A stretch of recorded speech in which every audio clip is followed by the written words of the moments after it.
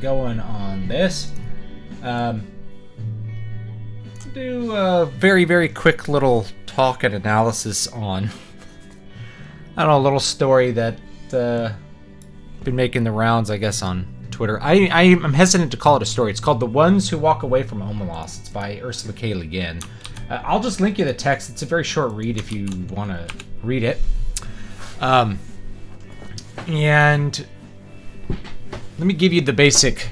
I did like a super short analysis on Twitter, so I'll also link just the website version of that. I just took my Twitter thread and just like copy pasted it onto my blog, dbspress.com, so you can check that out if you want and have it in a little bit more compact form than this, but I thought I'd elaborate a little bit.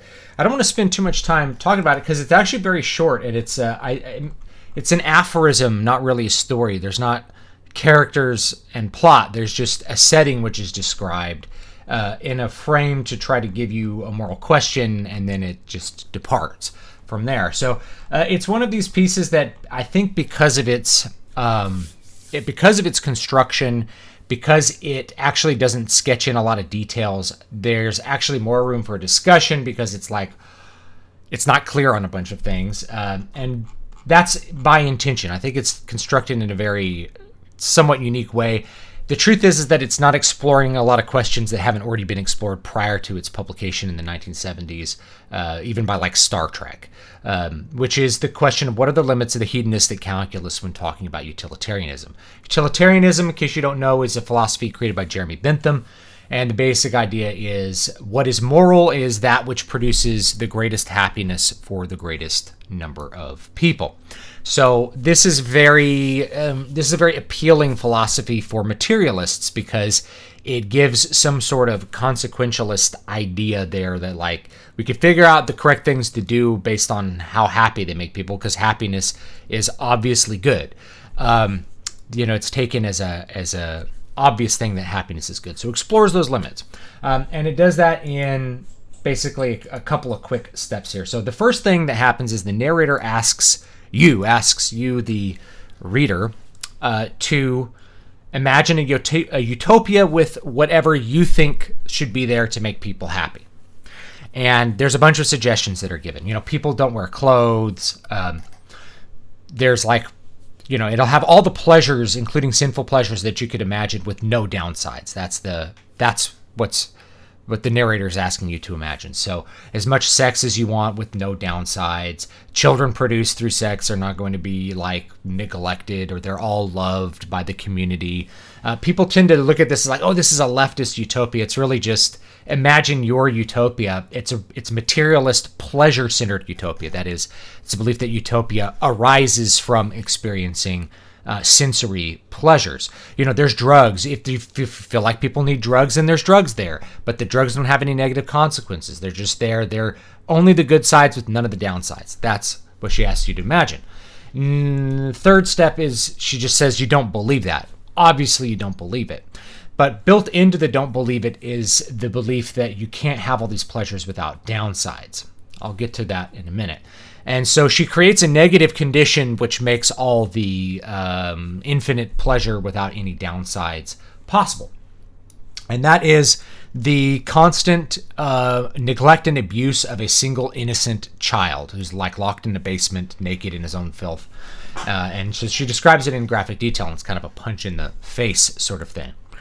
And then the next step of the story, of the aphorism, is most people are revolted when they find out about this, so they go through a period where they question it, but then they decide that they have to, that's the consequence for the utopia that they happen to live in.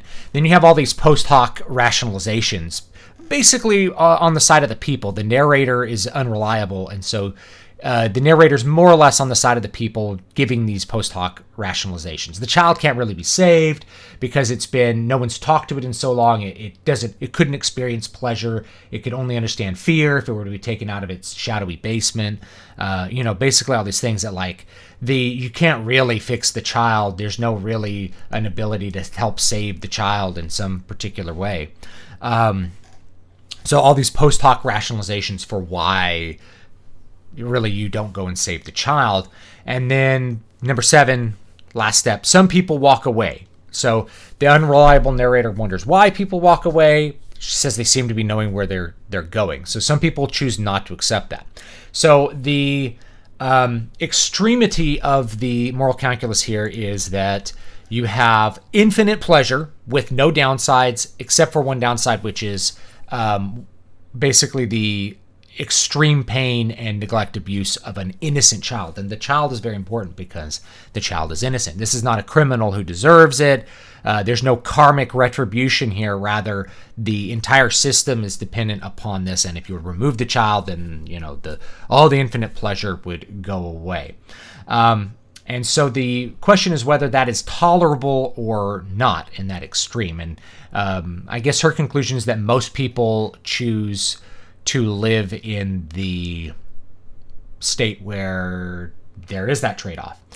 And some people, so they live in a state basically of cognitive dissonance, that they can be happy if it's at somebody else's expense. So the other thing that you have to think about is the people who walk away, they can't tolerate that particular kind of dissonance. And so they go and just depart. So the thing about the Utopia is that there's a couple problems with the piece that are pretty obvious if you've really studied philosophy or if you have studied theology and you're a religious person, really almost regardless of what kind of religion, but I'm going to take the Christian side of this. On one level, I think it's just an interesting extreme of the hedonistic calculus because people already do this. They already rationalize things in their mind.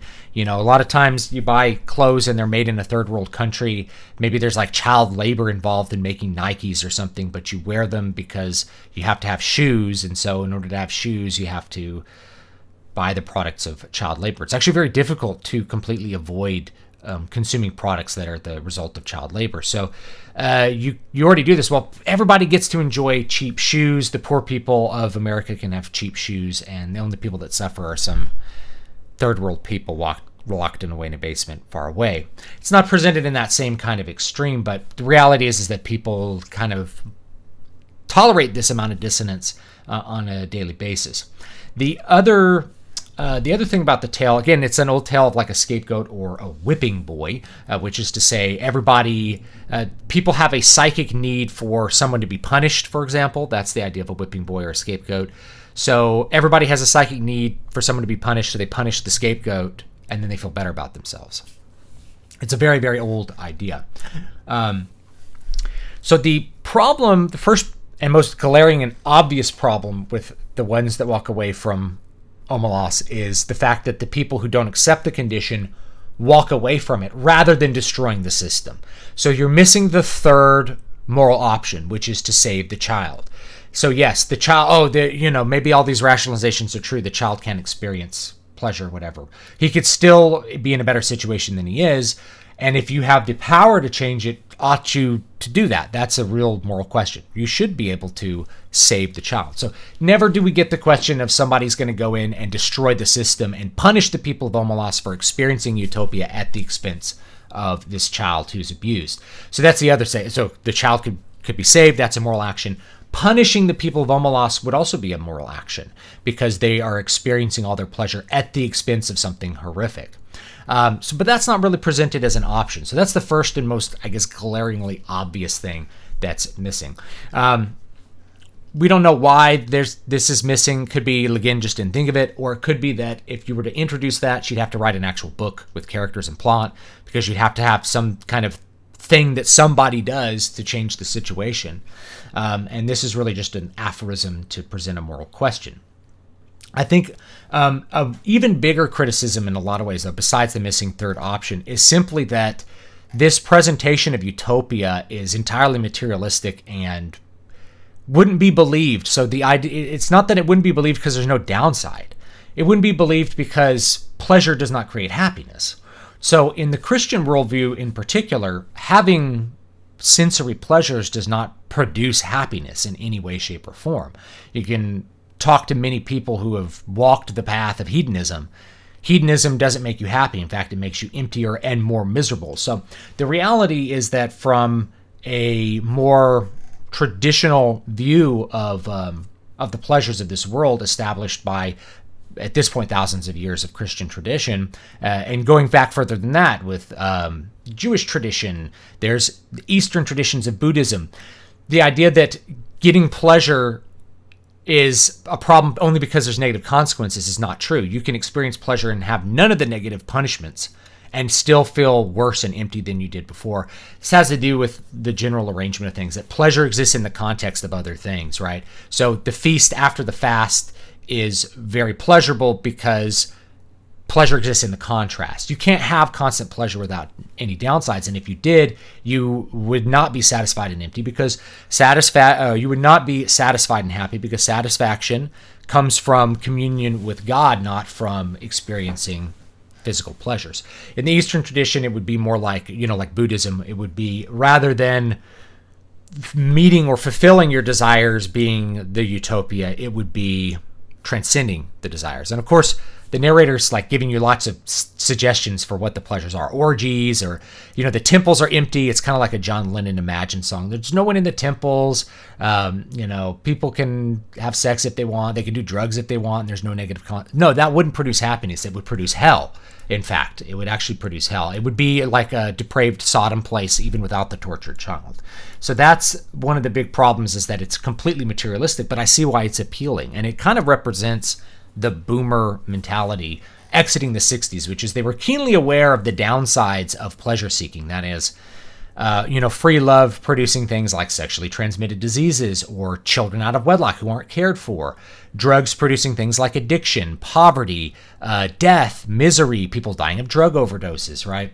So all of the pleasures that were just abundant in the 60s and people thought they could just recklessly abuse turned out to have negative consequences. So the imagination of the utopias, could we have the 60s, because this was written in, I think, 1974, could we have the 60s, but without any of the bad stuff? That would be utopia. No, it wouldn't. It wouldn't be utopia. So really, that boomer mentality, I think, extends far beyond just this little idea of like sex, drugs, and rock and roll. But in the way the boomer's entire life is Omelas, and the tortured child is basically their descendants who have, trillions and trillions of dollars of debts on their heads, that their futures basically were sacrificed to provide for the present of the baby boomers and their political machinations. The death of thousands of people in foreign countries who didn't need to die in useless foreign wars, which were created by baby boomers. So in a way, even though most of these things didn't happen until decades after this was written, the materialistic utopian attitude of pleasure seeking on the part of the baby boomers continues, and has really harmed the society and harmed their descendants in a very significant way. But they haven't thought about changing the system or upending it or saving their children, because that would mean they'd have to give up what they have. So anyway, there's my little analysis of that. You can read it on my website if you want a much more compact one, if you want.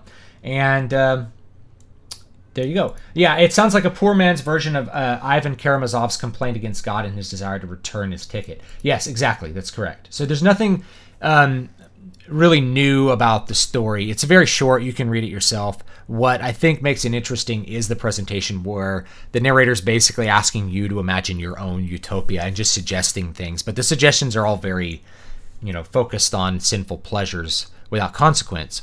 And so that's really what the narrator's trying to direct you towards.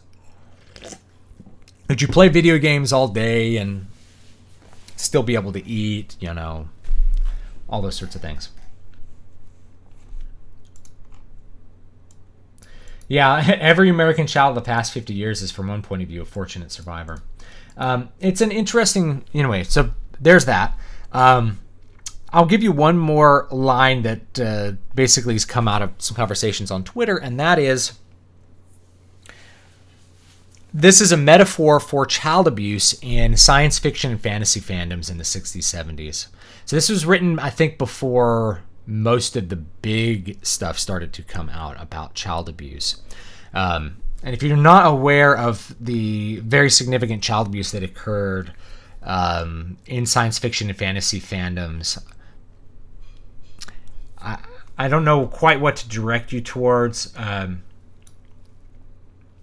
There's Moira Graylin's book, The Last Closet, which is, her mother was Marion Zimmer Bradley, who wrote The Mists of Avalon, and basically was a horrible sexual child abuser, along with her, especially her husband. So anyway, you can look at that. I know Castelia House has published stuff on this. So anyway, the idea here is that this is a metaphor. Like, everyone in the science fiction and fantasy fandom accepts the horrible abuse of children, because if they were to try to disrupt that system, they would no longer have this science fiction and fantasy fandom, which they love, this group of people that love them for writing science fiction stories. I think that's probably a bit, I don't have any reason to believe that Le Guin is actually thinking that, but I think it's a very interesting line to think of, because I think it just kind of goes together with a lot of the moral compromises that generation especially made. Well, you tolerate the abuse of the kid because you don't want to lose Worldcon, things like that. So anyway, another little line of analysis that you can think about with that. So let's get to some games.